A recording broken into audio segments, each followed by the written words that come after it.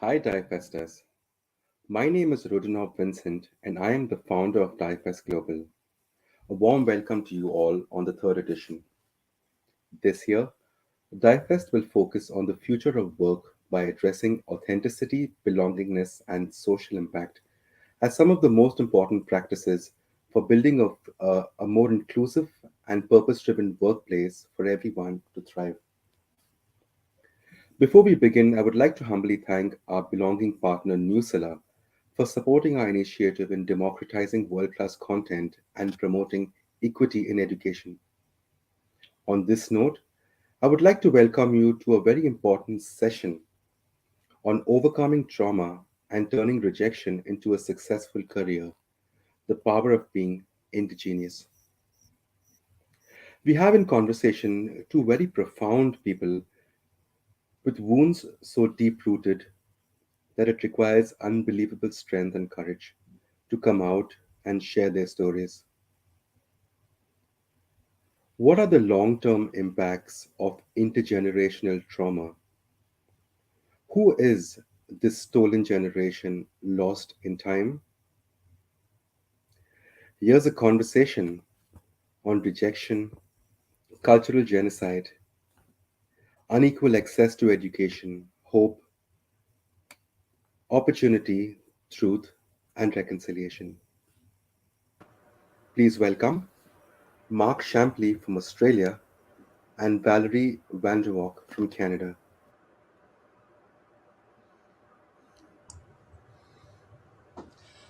Hello, Valerie. How are you? I'm fine, Mark. It's wonderful to be here with you and to see you again. Same here. I feel very privileged, sis. I just wanted to make sure that anyone that's watching or listening to us, that there is an opportunity to ask questions. So there is a chat option here. So please, we encourage if there are any questions or comments, please use that facility. So. Uh, Valerie, I know this is going to be very laid back, and I feel extremely comfortable in our friendship. And I would like to ask the first question. If you could please tell us, what do you think are the similarities between our mobs, the mobs in Canada and here in Australia? That's such a great question. When I was thinking about this, and it's incredible how impactful it actually is, even right up until this morning.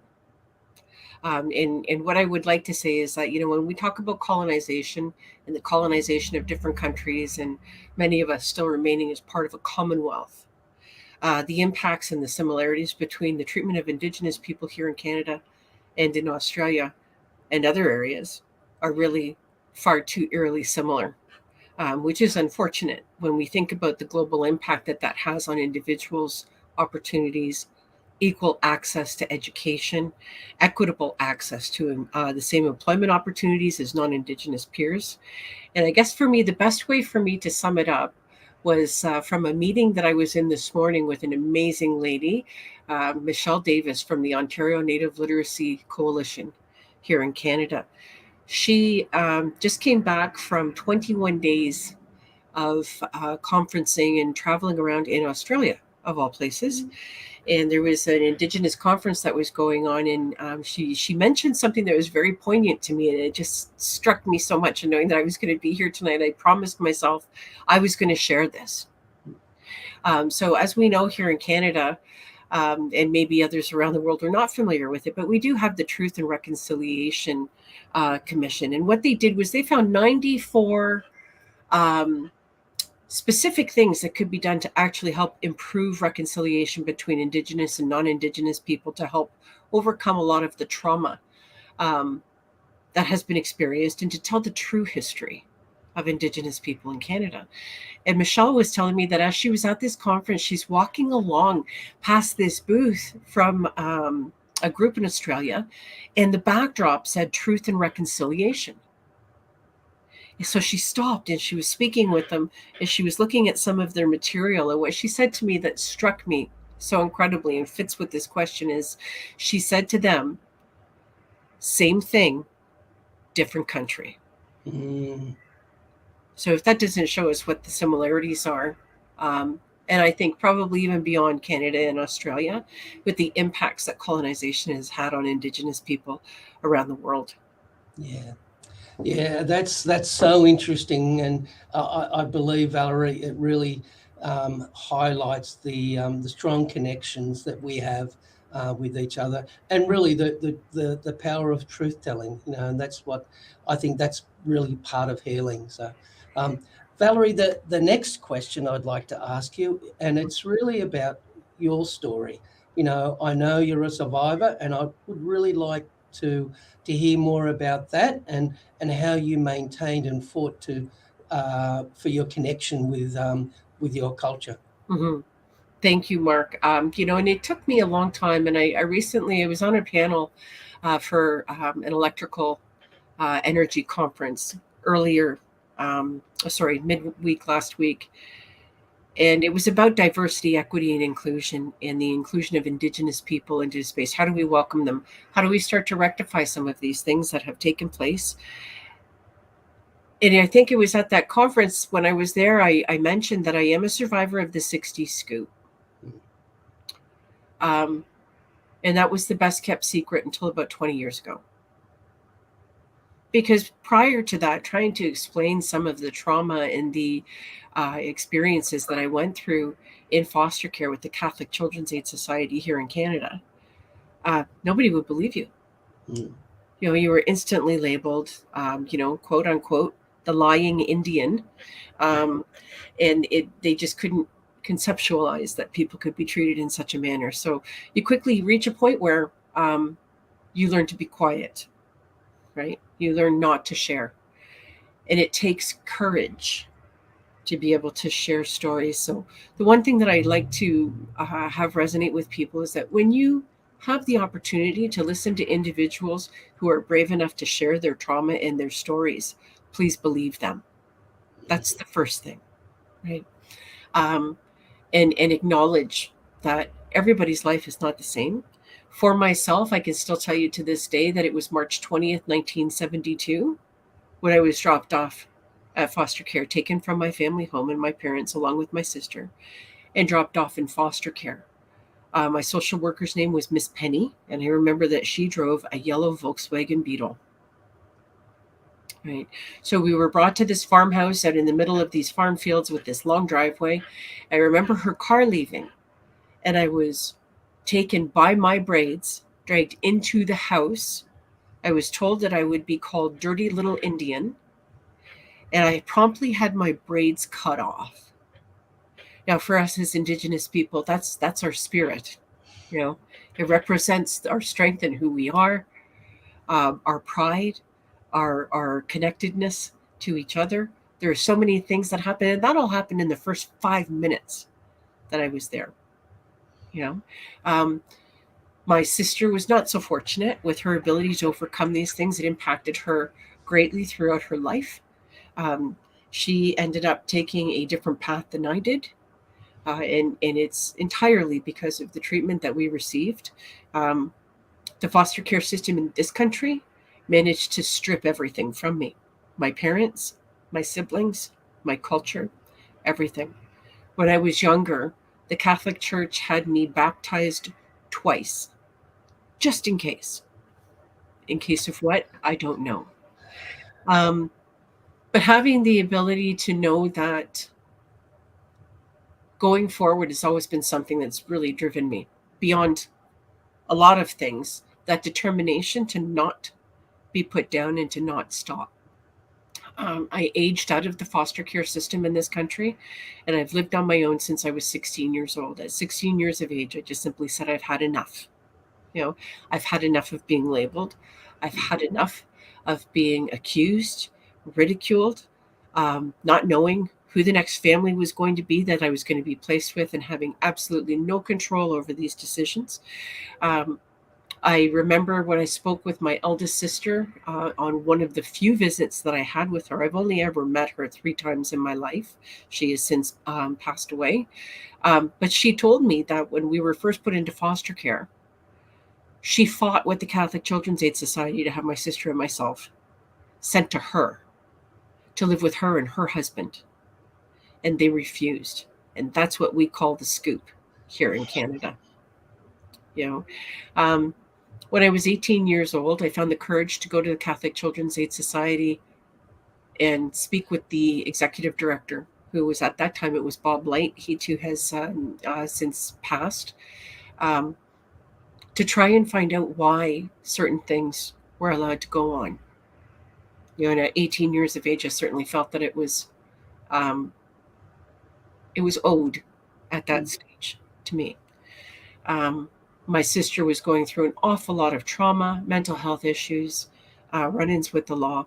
And it was just devastating to me to watch her life deteriorate so much and know that there was nothing around to assist her. There was nothing to help her or those around her to understand what she had been through as well. And I remember waiting until quite late at night at the Catholic Children's Aid Society before Mr. Light finally agreed to see me. And I had a conversation with him where he told me that while they knew that there were problems in that first foster home that they sent us to, it was very difficult to find good foster homes to put children in. Right. And I remember expressing to him that it must have been, because otherwise they wouldn't have left us there. Now, I'm 18 years old at this point, right?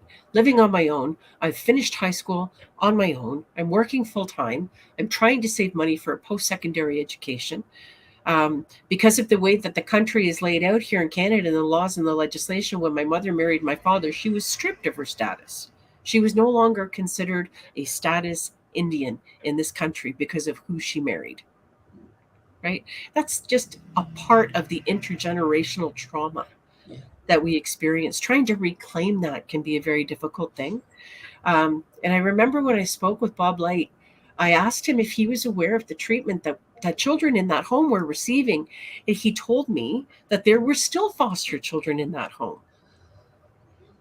So I explained to him that he and I were going to make a deal that night, and that he was going to enact an emergency removal of all of the children in that home, that he was going to shut it down, and that he was to never place another child in harm's way in that home ever again.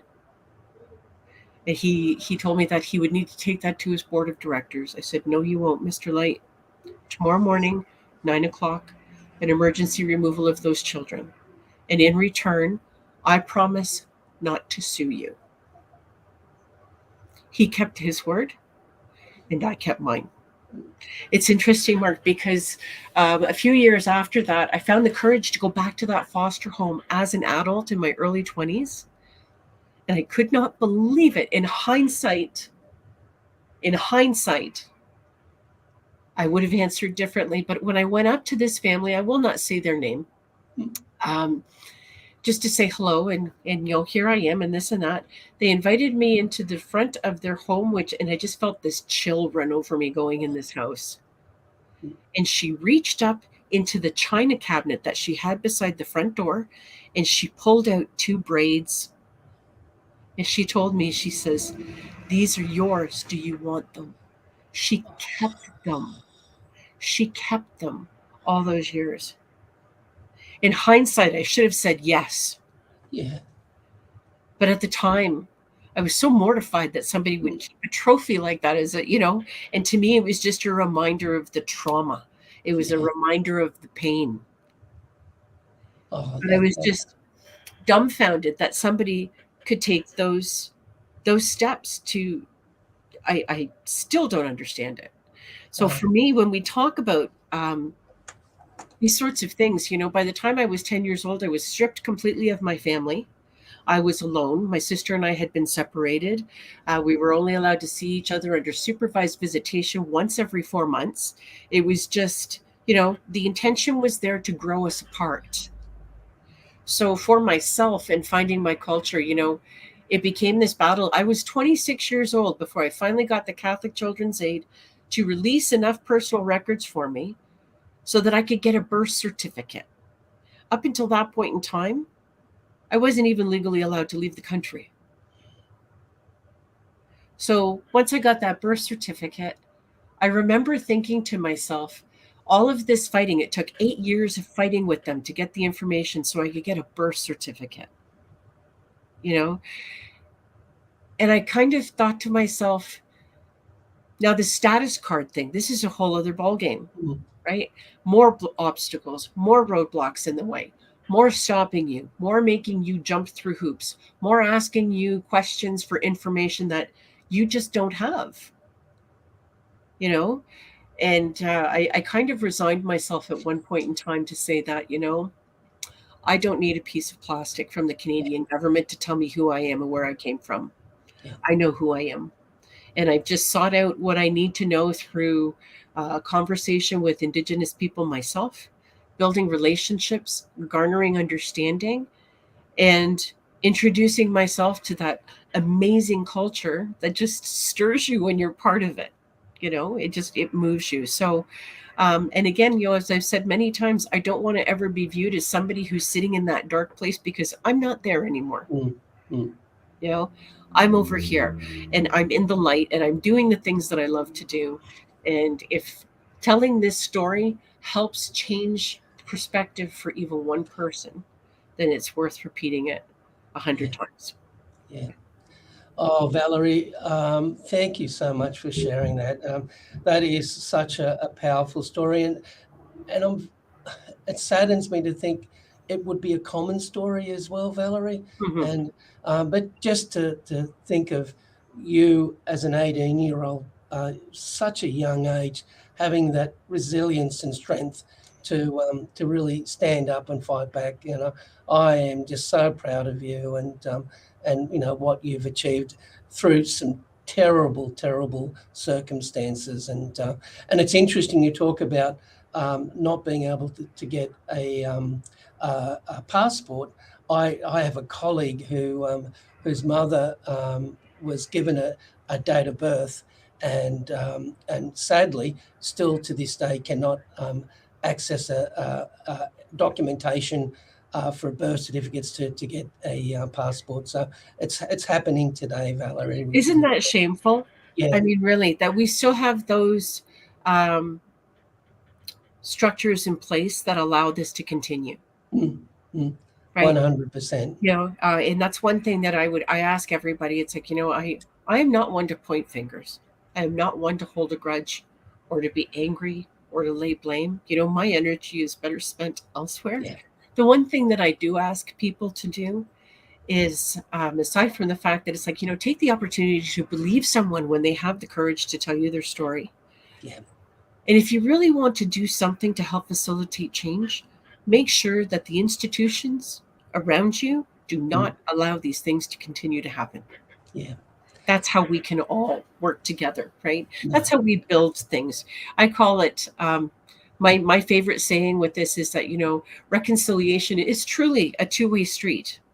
It truly is. And if we have peace, friendship, and mutual respect, we are going to accomplish this, because we can't wait for government to do it. Yeah. And Valerie, talking about how you focus on positive energy, can you share with us what you're actually doing today to make a difference for First Nation Canadians? Absolutely. I love this, right? So how much time do we have? No, I'm just kidding, Mark. So I'm very fortunate to be able to say that I work for 3 incredible organizations. The Aboriginal Apprenticeship Board of Ontario, where I am a community engagement coordinator. I was brought into the organization to assist with their national expansion to the provinces of British Columbia, Alberta, Saskatchewan, and New Brunswick. Ultimately, our mandate and our goal through the Aboriginal Apprenticeship Board is to increase opportunities for Indigenous youth and their communities to have equitable access to education, training, and employment opportunities through apprenticeship. And by fostering those discussions with stakeholders and rights holders, there's a difference. There's a difference between the two. So asking stakeholders, again, people of courage, to come forward and recognize that there's a system that's been in place and we need to change it. How are we going to do that collectively? So it's a huge passion of mine. I love working with the Aboriginal Apprenticeship Board. I think I would probably volunteer my time for them if they didn't pay me. The other organization I work for is Workforce Warriors. They are a national non-for-profit, Indigenous-led organization based out of New Brunswick. My role with them is that I am their senior advisor for labor relations and mentorship, which I think is a key piece for all young Indigenous people. Having somebody who is not there to judge, but to guide. And with that organization, they have a two-pronged approach with the way that they interact with the Indigenous communities and their initiatives. They have an Indigenous leadership program that they are developing so that we can help Indigenous youth identify the leadership within themselves, right? We're not talking political leaders here. We're talking about the leader within each of us. And they also have a skill to work program. So I have a very deep construction background through my experiences. So I love skill to work programs, especially for underrepresented groups. I created Ontario's first ever pre-apprenticeship training program in welding and plumbing for women back in 2012. And it was 100% successful. And again, it's having stamina to stand up to government. And, when they ask you the questions of, is this going to work? And say, well, I guarantee you 100% failure rate if you don't give me the money, right? And finding ways to take the no away from organizations and individuals and finding that common ground so that we can be successful. So the other organization that I work for, another one of my passions, I work for Workers' Health and Safety Centre here in Ontario. I am a field training services representative with them for occupational health and safety across all sectors. So these are the sorts of things that keep me busy. And they keep me hopping. My latest project that I've been asked to participate in is the Canadian Standards Association. So they are sort of like the flagship of safety standards across the nation here in Canada. They have been contracted to develop the first national standard for equity, diversity, and inclusion in apprenticeship programs. And I am honored to be the chair of their technical committee for the development of that standard. So, yeah, that's wow. In a nutshell. That you are one busy person, Valerie. I couldn't help but think how proud your ancestral spirits must be from the struggle that you've had as such a young person to where you are now. You've kept fighting the fight, and you're making such a difference. For your people over there. So, a big congratulations, sis. Thank you so much, Mark. And I know that your story after you and I spoke, it was rolling through my mind for quite some time as I just kind of took it and I digested it and I absorbed some of the things that you told me. And I'm going to ask you some questions now. And knowing that you have had some similar challenges, how did your family reveal their identity as Indigenous people? Yeah, that's such an interesting story, Valerie. And sadly, again, it's very, very common. But I was raised by a single mum. My grandmother was very dark-skinned, and she basically told my mum that dark skin came because we were of Spanish Gypsy descent. And so my grandmother passed when I was very young, but I do still remember her singing to me in a language that I didn't understand, but just to soothe me. And so growing up, my mum also thought that we were of Spanish heritage.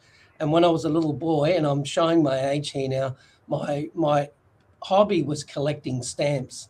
And my most favourite stamps were ones from Spain, thinking that I had that connection with my ancestors. But interestingly, during my youth, I always wanted to be with Aboriginal people. So my best friend at primary school was an Aboriginal person. Whenever I saw a group of Aboriginal people, my spirit wanted to be with them. So there was a strong connection. It wasn't until my mother had breast cancer that she decided to focus on other things. So she started to trace our family tree, and it didn't take long for her to find out there was no Spanish heritage, but we're actually First Nations people, Aboriginal people from here in Australia. At the time, I must admit, we both weren't shocked, I think, but we were initially quite saddened to think that we were totally disconnected from our culture. And then we felt a lot of sadness towards our grandmother, who obviously kept our Aboriginal identity a secret. And I understand now the reason why she did that. So for over 100 years in Australia, it was government policy to remove Aboriginal children from their families, especially if you were had some European heritage in your bloodline. And these children were taken from families, communities, and sent to institutions throughout New South Wales. And these institutions, and I've spoken to a lot of the stolen gen survivors, these were hell on earth. Some terrible things happened in these institutions. So my grandmother was obviously concerned about my mother being taken, and that's why she lived that lie, which was extremely sad to think that she passed still not being able to share the truth with her own daughter and grandson. My mum was one tough character. She was short stature. She had a very high-pitched voice, but she struggled a lot through her life and made many sacrifices to raise myself and my brother.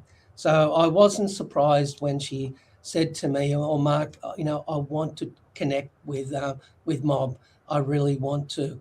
And she asked me to come along with her. So she made an appointment to go go bush, go and meet where my grandmother's ancestors came from. We didn't know how we'd be received. We had no idea if we would be accepted or rejected, but I'm so proud that I was with Mum on that journey. When we arrived and we were asked to come in, my mum, being the elder, did all the speaking, and she answered any questions. And I remember looking up at her, thinking how proud I was of her. And I felt how proud her mum, my grandmother, would be as well. We're asked to leave the room, and I sat outside with Mum, and it seemed an eternity, but it must have been about 10 minutes. And I embraced my mum, hugged her, and I told her how proud I am. However this turned out, I'll never forget this moment. When we were called in, again, we didn't know what to expect. But when we walked in, everyone in the room got up, surrounded us, embraced us, and said, "Welcome home." It was such an emotional moment. I had tears, my mum had tears, but it was like a generation it took for us to reconnect with our mob. What came of that was my mum, I think she was making up for lost time. So she became extremely active in community. And in 2007, for all the work she did for our mob, she was awarded Elder of the Year on the Central Coast, which is probably one of the largest Aboriginal groups in New South Wales, possibly Australia. So it was great recognition. And I've actually, sadly, I lost my mum in 2016, but I've followed her journey, and I always do my best to try and support mob here in Australia. So, but again, Valerie, my story is extremely common, and sadly there's people out here in Australia now that don't even know that they're of Aboriginal descent. So they're totally disconnected, and which is extremely sad, because I always think our ancestors, doesn't matter how fair your skin is, if you're connected to those ancestors, they would be proud of you, not worrying how dark or how light you are. but you're connected to them. So Yeah, I love your story, and I look forward to the day where we can spend some additional time just having these types of conversations. Um, I you raised some very interesting points. Residential schools have reared their ugly head here in Canada again, and I'm sure that it's a global story now. Um, and again, for so long we heard, but it was so long ago. You need to get over it. That was always it seemed the non-Indigenous solution was just stop talking about it. Yeah. Um, and what isn't well known globally is that the last residential school in Canada closed in 1996. That is our lifetime. Yeah. And every single one of us who is alive in 1996 is witness to these things. So now that we have the discovery of bodies of Indigenous children who died in residential schools, there are thousands of them now. Thousands. And these are the things that are coming up again now. Again, I say we are witness to this in this day and age. We are all witnesses to what is happening.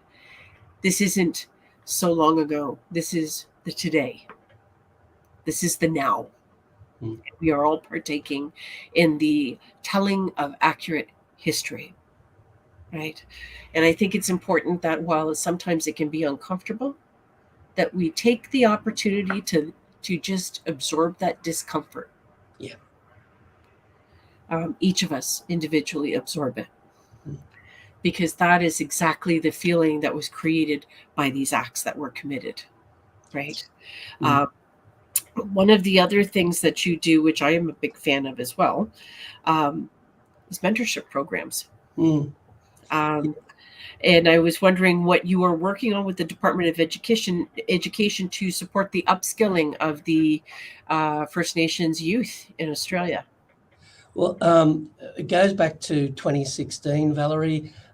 At Transport for New South Wales piloted a reverse mentoring program, which had Aboriginal and Torres Strait Islander people within Transport matched with senior leaders within Transport. And what the magic was, the mentors actually learnt as much as the mentees throughout that program. So a lot of the mentors had never met an Aboriginal or Torres Strait Islander person, which is remarkable. But and this program has grown, and in 2021, the program was acknowledged, winning a national award. It was recognised within New South Wales as well, but it was also a case study in the State of the Public Service, the Commissioner's report, which is remarkable because normally there's only 3 case studies in that report, which is an annual report, and it goes out to the whole public service of New South Wales. The Department of Education and the Department of Communities and Justice saw that case study, and they actually contacted me in Transport and wanted to know more. And I'm really proud to say, Valerie, in August this year, both agencies started exactly the same program. We've had, at Transport, we've had over 100 Aboriginal and Torres Strait Islander people come through the program, and the success rate is remarkable. In our 4th cohort, 50% of participants had moved into more senior roles. But what I'm really pleased about is that the mentors have gone away, and the lessons that they've learned and their connections to culture and to Aboriginal and Torres Strait Islander people, they've taken back to their teams, and to see what they've done. So it's filtering through the whole of the public service, which is wonderful.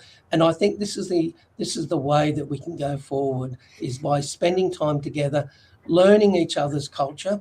And I call it removing eggshells, because a lot of the wider Australian community feel quite uncomfortable in asking Aboriginal people questions.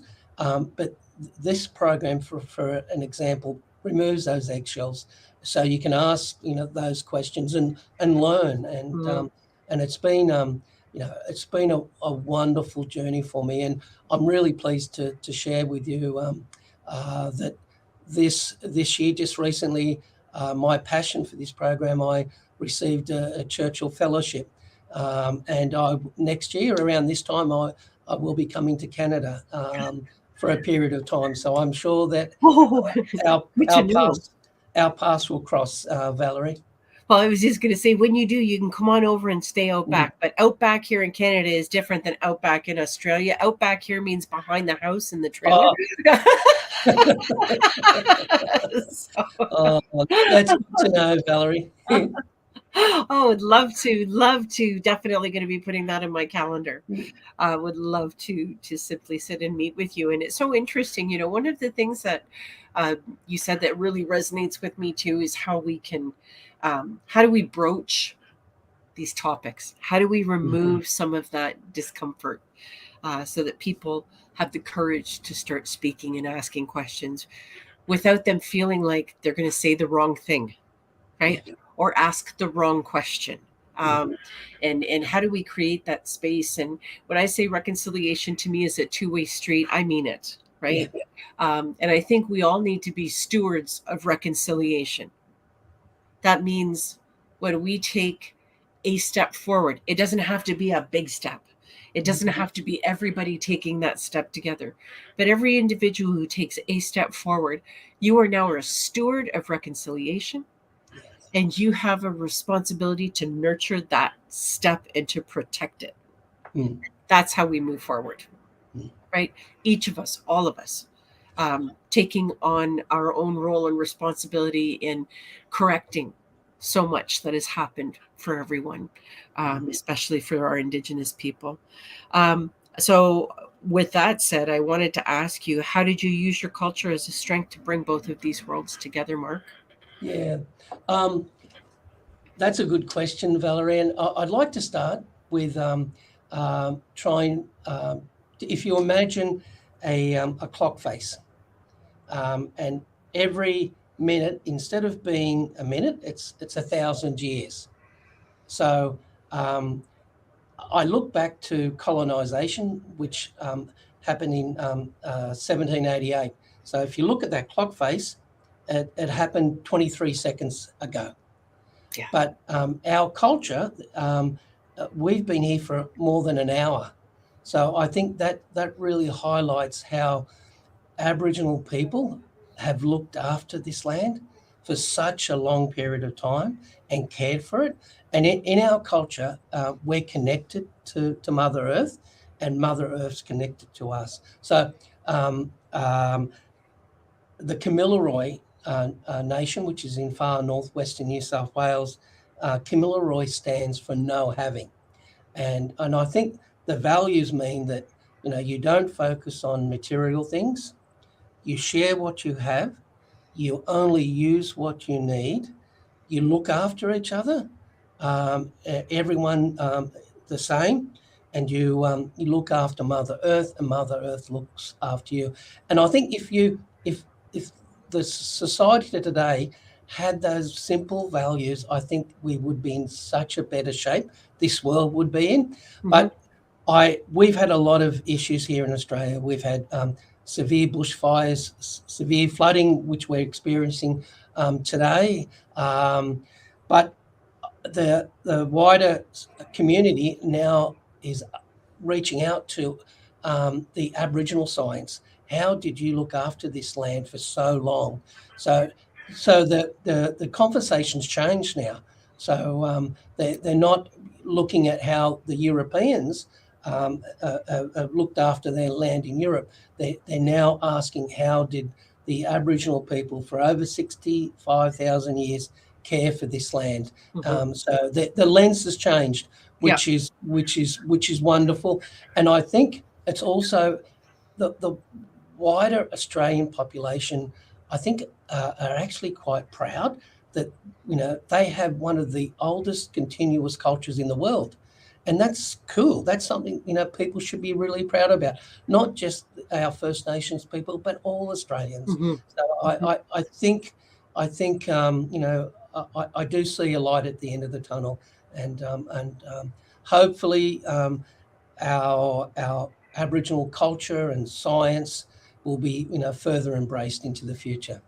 I agree, and it's so interesting because I have some Indigenous friends who live out in BC, and a couple of years back there were some horrible landslides, just horrible landslides coming off the mountains. And my one friend from Squamish First Nation and another one from the Okanagan Valley, they said, well, we don't know what the government thought they were doing. We told them, you keep clear-cutting forest, that mountain's going to come down. Mm. And that's what happened. Mm. There's nothing there to hold the land in place anymore. Right? And it was so interesting because my friend in the Okanagan Valley, she says, a lot of properties down here flooded and people were pushed from their homes and everything else. And I said, well, how about you? She says, no, we knew that the valley flooded. Our homes are up there. I just couldn't stop laughing, right? I just like, oh my gosh, And I think that joining back those parts, like there's some true genius in the things that Indigenous people have done around the world, right? Like for myself, I'm Mi'kmaq, and we were the point of first contact for Europeans when they landed on the coast here, right?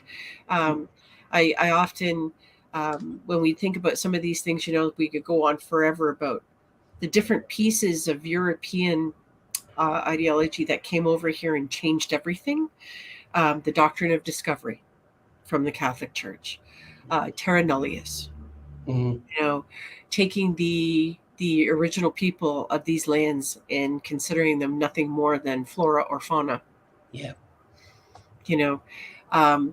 Christopher Columbus, everybody knows the slogan. In 1492, Columbus sailed the ocean blue and discovered America. Actually, Christopher Columbus didn't discover anything. Christopher Columbus was lost. And there were millions of original inhabitants already living here. Yeah.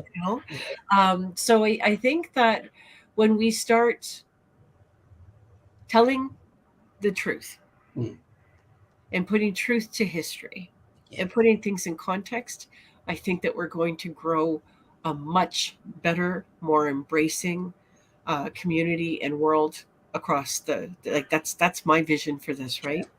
That truly is. It truly is. And my husband, he teases me. He's like, when are you ever going to stop working? I said, well, when the work's done. When the work's done, I'll stop working, because I think that energy is something that we can, while we have it, we need to use it to the best of our ability. So, Mark, I absolutely love speaking with you. And we are most certainly going to have more conversations like this, my friend.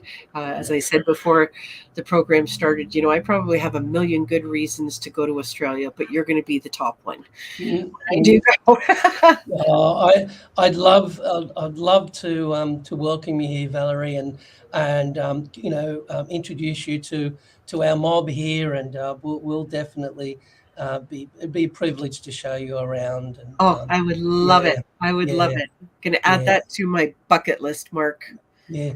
And what I've got from this conversation, Valerie, and I already knew, but there's so many strong connections with both Australia and Canada with our First Nations people. We've been through such a similar journey, and I think that brings us close together. And I do feel the connection, sis. I feel that we're connected. Absolutely, Mark. So do I. Yeah. So do I. And it's a pleasure spending time with you. I could speak with you all evening and not even realize time's going by. Yeah, we'll definitely have further opportunity, Valerie. So wonderful. Yeah. Wonderful, Mark. Thank you so much. I enjoyed spending my time with you this evening. Yeah, and it's morning here. So yes, it's morning there. It's evening here. You're already October 20th, right? Yeah. I'm just about to start work. So okay. That's right. It's an 18-hour difference, isn't it? Yeah, okay. It is. Wow, amazing. Well, I hope you have a wonderful day. Lovely, Valerie, and good night, and we'll talk soon. Take care. Take care. Bye-bye.